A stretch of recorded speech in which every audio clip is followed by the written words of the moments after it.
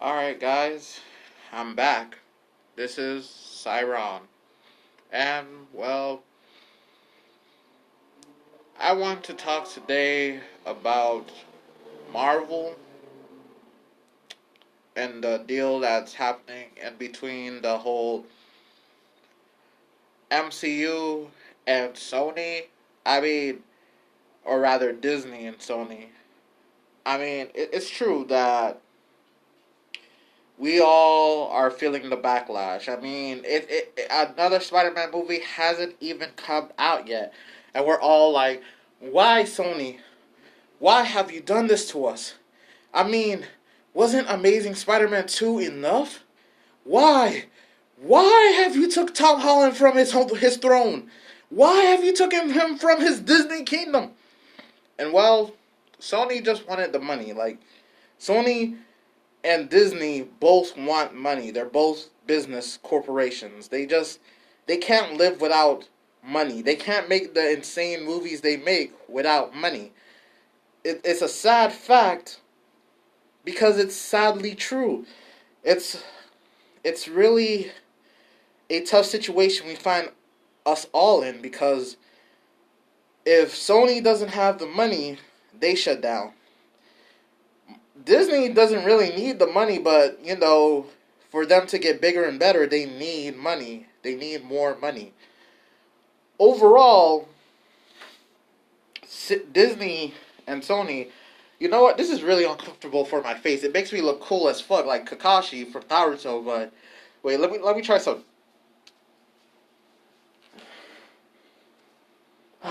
This is so much better. So much better. I must protect my secret identity like Spider-Man. Um, I swear to God, I was gonna suffocate. You're gonna see a black guy die on a YouTube video.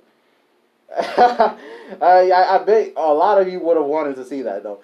But yeah, Sony is just like, hey, Spider-Man, we bought him from you guys fairly.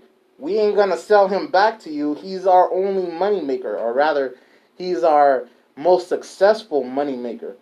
And yes, Civil War was but with Spider-Man, Black Panther, the cherry on top.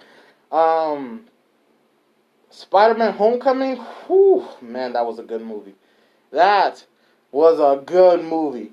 Tom Holland really showed why they picked him to be Peter Parker and Spider-Man. Um, Infinity War and Endgame, I ain't gonna lie, man. I ain't gonna lie.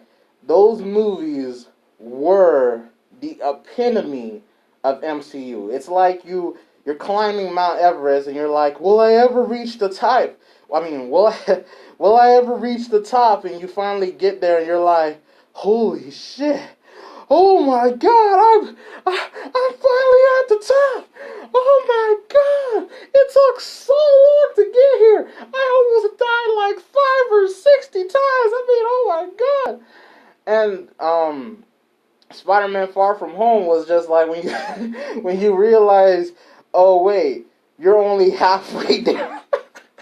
You're only a quarter there. It only looked like you were at the top. The peak that you're on is only part of the mountain.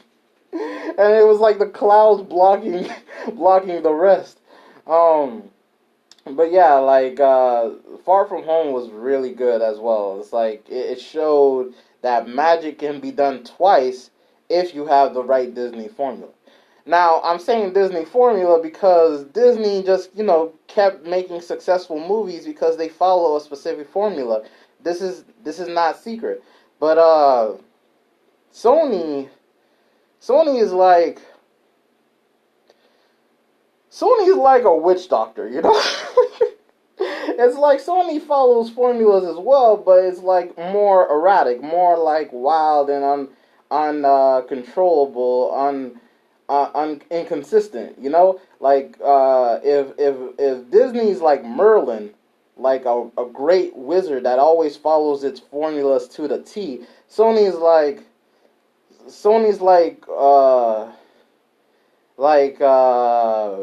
like a just a random witch, like just a random witch. Sometimes it does good, but most of the times it's gonna do bad.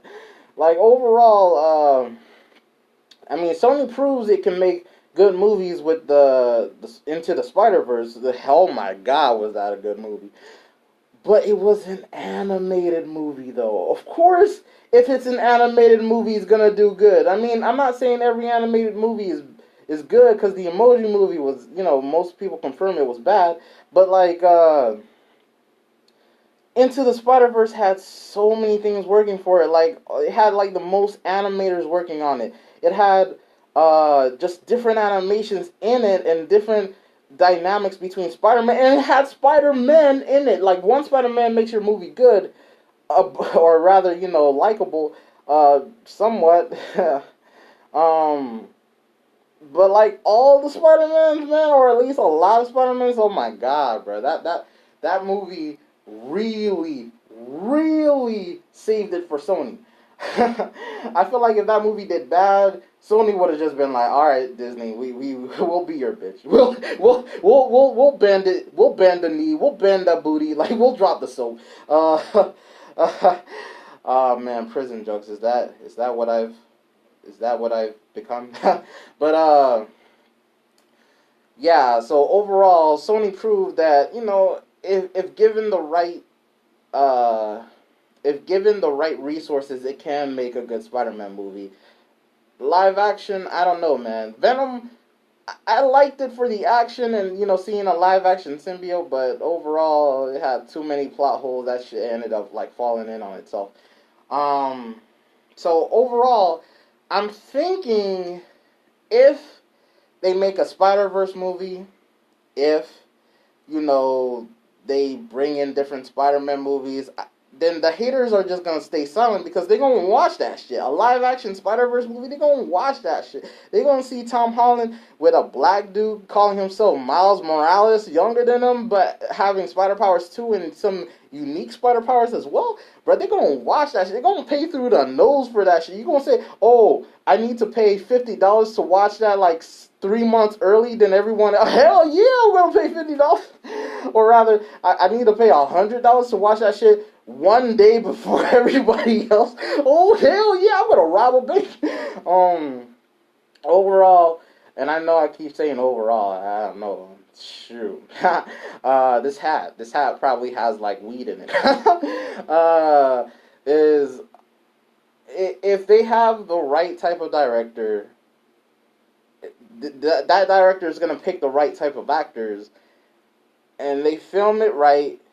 It's gonna be a good movie. It's gonna maybe they've learned from Disney. Maybe they've had all their people binge watch Marvel movies to like and examine every minute of every second, like I mean every second of every minute, just to maybe get a copy of that formula so they can like make a good Spider-Man. A different dimension from home. Spider-Man. Oh, I've lost my home, but went back to my old home. I want though. Sony, you hearing me? You seeing this video?